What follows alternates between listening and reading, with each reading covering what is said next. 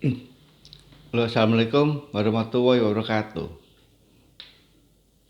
Kita berjumpa lagi dengan acara spiritual menuju jalan sukses dengan channel Oki Monojati. Ini dengan tema bagaimana kita cara mendeteksi benda-benda bertuah. Dengan melakukan secara spiritual, kita harus tahu mengenai tenaga energi yang positif. Tentunya untuk menjelaskan bagaimana kita itu bisa mendeteksi benda-benda yang bertuah. Contoh seperti batu akik, batu ini. Ini kan ada isinya ini, ada energinya ya.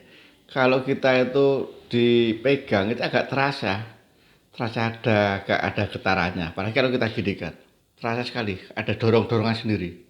Dorongannya kelihatan sekali ini, agak mundur ya dorongannya itu ada energi-energi yang memang terisi kekuatan energi yang beraura. Tujuannya untuk kewibawaan dan pengasihan. Seperti itulah kalau kita belajar mendeteksi benda-benda bertuah seperti batu-batu seperti ini. Dipegangin aja terasa seperti ada getarannya itu tangan kita itu. Ada goyang, ada getarannya. Ini adanya getaran energi kita yang ada tubuh kita itu bisa benturan sama energi yang ada di dalam batu ini, otomatis mengalami suatu kendala getar ya. Getar itu antara ketemunya energi kita sama energi apa yang ada di benda-benda tersebut seperti batu akik cincin seperti ini contoh-contoh aja seperti itu kelihatan sekali. Dan kita harus kan bisa mengerti bagaimana kita harus bisa mengenal tentang energi-energi positif, harus kita gali dan kekuatan potensi-potensi kita apa yang ada dalam diri kita sendiri.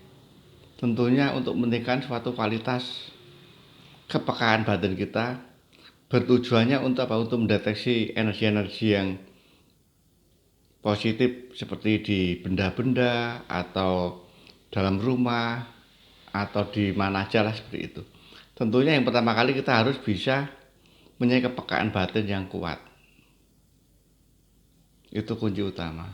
Supaya apa? Supaya kita sendiri agak ada terasa dorongan energi-energi yang mana yang kita tuju. Supaya ada getaran-getaran apa yang kita raih di sana. Oh, kita harus mencapai sana. Kita mengenal bagaimana itu batu itu ada isinya apa. Seperti itu yang saya sampaikan. Jadi kekuatan spiritual itu sebenarnya itu udah ada dalam diri kita sendiri. Tinggal bagaimana kita cara mengelola. Lewat meditasi bisa, lewat pernapasan bisa, lewat puasa juga bisa. Itu untuk menguatkan energi-energi yang ada dalam diri kita, supaya ada suatu kekuatan power yang lebih terbentuk. Sudah terbentuk, nanti kita kemanapun ada rasa seperti getaran. Tempat yang angker kita akan terasa. Di tempat-tempat dimanapun yang ada energi-energinya, biasanya kita itu akan merasakan suatu getaran ya, getaran apa yang ada di suatu tempat tersebut. Itulah namanya kekuatan energi-energi positif yang ada dalam diri kita sendiri. Tinggal kita bagaimana cara menggalinya. Menggalinya seperti apa yang saya sampaikan tadi itu. Ya puasa, meditasi, seperti tenaga dalam pun juga bisa deteksi seperti itu. Dan tujuannya banyak sekali. Untuk penyembuhan penyakit juga bisa, untuk menetralisirkan energi-energi negatif juga bisa, untuk meruat sengkolo juga bisa. Seperti itu tujuannya banyak. Kalau energi seperti itu banyak sekali. Jadi bagaimana cara kita untuk berpikir secara positif juga ya. Itu namanya pemikiran-pemikiran cara spiritual seperti itu. Dan kita nggak lepas, namanya harus kita pahami betul. Namanya dunia spiritual kan luas sekali. Kita harus bisa memahami namanya kebatinan juga. Itu nomor satu. Kebatinan itu sudah punya kebatinan, otomatis kita itu akan peka menghadapi suatu tantangan. Apa yang ada di depan kita, biar kita itu terasa.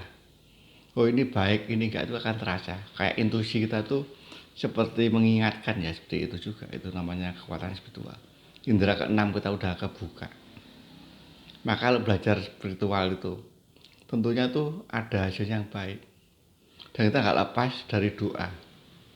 Berdoa pada Yang Maha Kuasa supaya diberi kemudahan tentang pembelajaran kita, entah itu ilmu spiritual, ilmu logika, entah ilmu apa saja lah. Yang penting berdoa dulu. Hati kita senang. Kalau udah senang semua akan tercapai. Belajar apa saja kita bisa menikmati hasilnya dengan baik. Dan baik itu juga nggak bisa. Kuncinya senang dulu kalau mau belajar tentang spiritual itu. Spiritual soalnya pelik ya, pelik juga susah. Harus benar-benar kita tuh paham betul cara bagaimana orang yang berikan arahan, cara mempelajarinya itu harus benar-benar diteliti betul. Orang itu benar enggak, bisa enggak, harus seperti itu. Nanti akan paham betul. Itu namanya spiritual. Kalau udah paham nanti kita sendiri tahu mendeteksi orang tuh sakitnya apa tahu.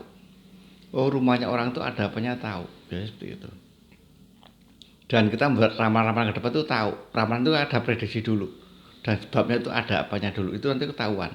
Endingnya kemana tuh ketahuan. Seperti itu namanya ramalan. Seperti itu. Itu harus kita manfaatkan spiritual kita dengan baik. Semoga banyak manfaatnya. Dan sampai sini dulu saya tutup. Assalamualaikum warahmatullahi wabarakatuh.